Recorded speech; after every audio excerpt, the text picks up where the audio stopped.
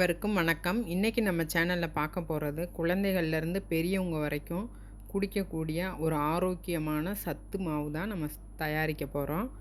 அது எப்படி தயாரிக்கலாம், என்னென்ன பொருட்கள் தேவை அப்படின்றத பார்க்கலாம். இப்போ வாங்க வீடியோக்குள்ளே போகலாம்.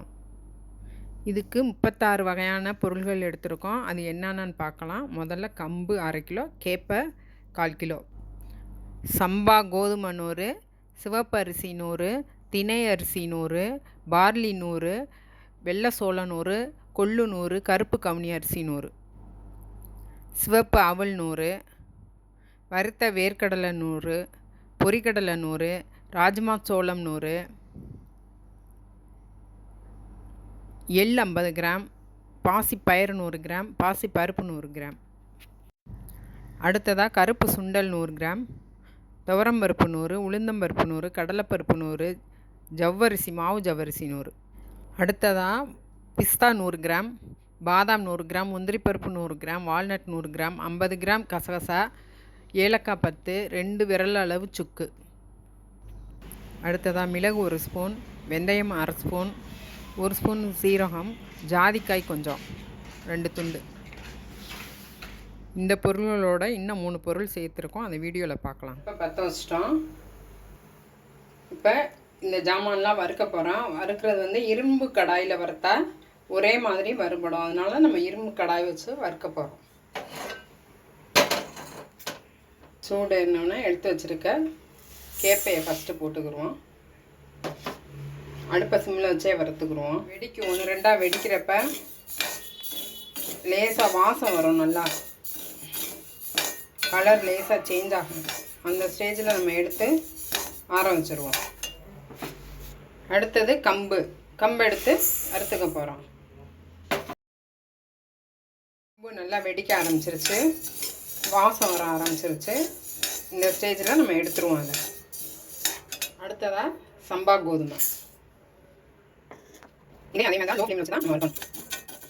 கலர் சேஞ்ச் ஆயிடுச்சு, சடன் வெடிக்க ஆரம்பிச்சிருச்சு. இப்போ இதை எடுத்து ஆற வச்சுருவோம். அடுத்ததாக கருப்பு கவுனி அரிசி, சட்டி நல்லா சூடாக இருக்குது, அதனால தான் அது பொரிய ஆரம்பிக்குது. இந்த மாதிரி சடன் வெடித்து கலர் சேஞ்ச் ஆகுது பாருங்கள், வெள்ளை வெள்ளையா. இந்த ஸ்டேஜில் நம்ம எடுத்துருவோம். அதை அடுப்புலேருந்து எடுத்து ஆற வச்சுருவோம். அடுத்ததாக சிகப்பரிசி, இது நல்லா கலர் சேஞ்ச் ஆகிடுச்சு, சடன் இப்போ வெடிக்குது. இப்போ நம்ம அடுப்பை ஆஃப் பண்ணிவிட்டு இதை எடுத்து ஆற வச்சுருவோம். அடுத்ததான் இப்போ நம்ம வீட்டு அரிசி சமைக்கிறோம்ல சாப்பாட்டுக்கு, அந்த அரிசி. இதை நான் சொல்ல மறந்துட்டேன், அதனால் இப்போ சேர்த்துக்கிறோம். நான் வறுக்கிறது கொஞ்சம் வறுபட்டுருச்சு, போதும். இந்த வறுத்தது எடுத்துருவோம்.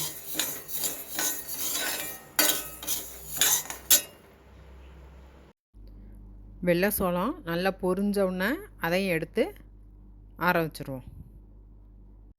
பாருங்கள், இந்த மாதிரி பொரிஞ்சு வரணும். அடுத்ததான் நம்ம வறுக்க போகிறது பார்லி.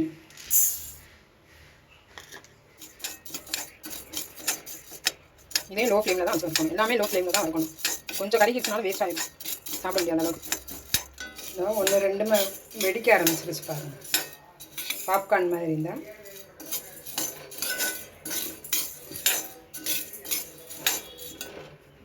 அடுத்ததான் நம்ம வறுக்க போகிறது தினை அரிசி.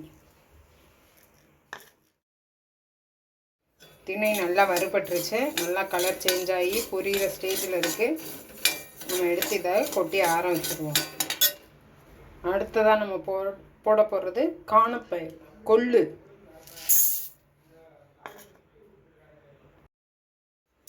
இந்த மாதிரி கலர் சேஞ்ச் ஆகி கிறிஸ்பியாக இருக்கணும். அடுத்ததாக பாசி பயறு,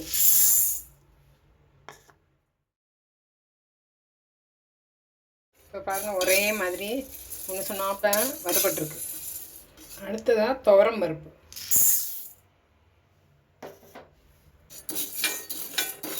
நல்லா வறுபட்டுருச்சு. இதையும் எடுத்து கொட்டி ஆற வச்சுருவோம்.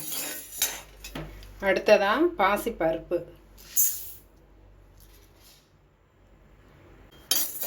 நல்லா வறுபட்டுருச்சு. இதையும் எடுத்து தனியாக ஆற வச்சுருவோம். அடுத்ததாக கடலைப்பருப்பு.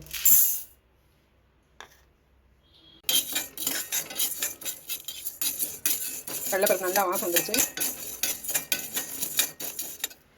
அடுத்ததாக உளுந்தம்பருப்பு, தோலோட கருப்பு உளுந்து நல்லா வறுபட்டுச்சு. நல்லா வாசம் வருது. கலர் நல்லா சேஞ்ச் ஆகிடுச்சு பாருங்க. இந்த ஸ்டேஜில் நம்ம இதை தனியாக கொட்டி ஆரம்பிச்சிடும். அடுத்ததாக சோயா, இதையும் நல்லா வறுத்துக்கணும். பொறுமையாக இருக்கும். அடுத்ததாக சுண்டல், கருப்பு சுண்டல் போட்டு வறுக்க போகிறோம். கிறிஸ்பியாக வறுக்கணும். பொரிகளில் எப்படி இருக்கும் அது மாதிரி அந்தளவுக்கு வறுக்கணும்.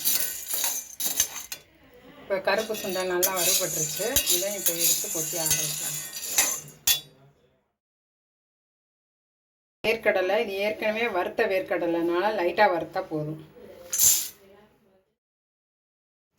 அடுத்ததாக ஜவ்வரிசி. ஜவ்வரிசி ஒரே மாதிரி இவங்க ஒரே மாதிரி வெள்ளையாயிடுச்சு. இப்போ நம்ம இதை நல்லா வறுபட்டுருச்சு. இதை எடுத்துருவோம். அடுத்ததாக சிவப்பு அவல். அவல் நல்லா வறுபட்டுருச்சு. இதையும் எடுத்து ஆற வச்சுடுவோம். அடுத்ததாக பொரிக்கடலை, இதையும் லைட்டாக வறுத்தா போதும்.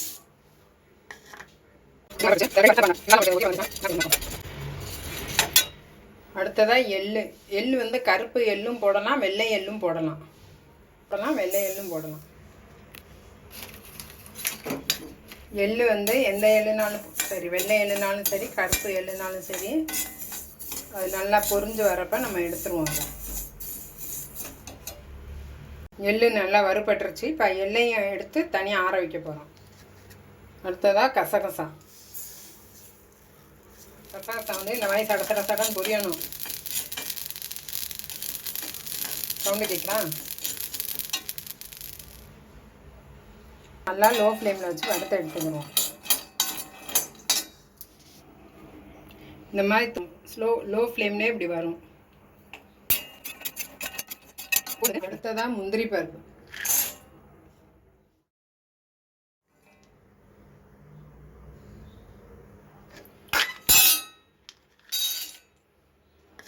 இப்போ பிஸ்தாவும் நல்லா வறுபட்டுருச்சு. நல்லா கிறிஸ்பியாக வறுத்தாச்சு.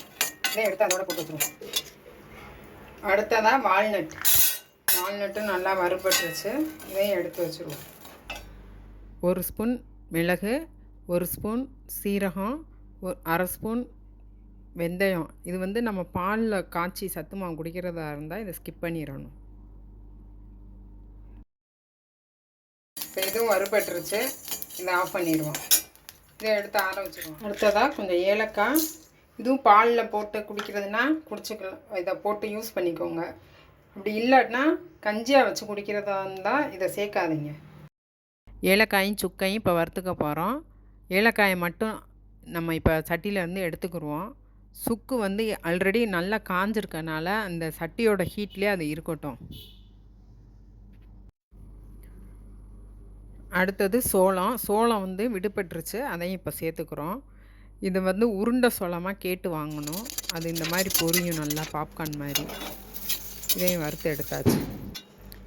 எல்லா பொருள்களையும் ஒரு அகலமான தட்டில் கொட்டி நல்லா ஆற வச்சு மிஷினில் கொடுத்து ஃபைனாக அரைச்சி வாங்கிக்கிடுவோம். நம்ம இப்போ இதை வந்து எப்படி யூஸ் பண்ணுறதுன்னு அடுத்த வீடியோவில் காமிக்கிறேன். இவ்வளோ நேரம் இந்த வீடியோ பார்த்ததுக்கு மிக்க நன்றி. வணக்கம்.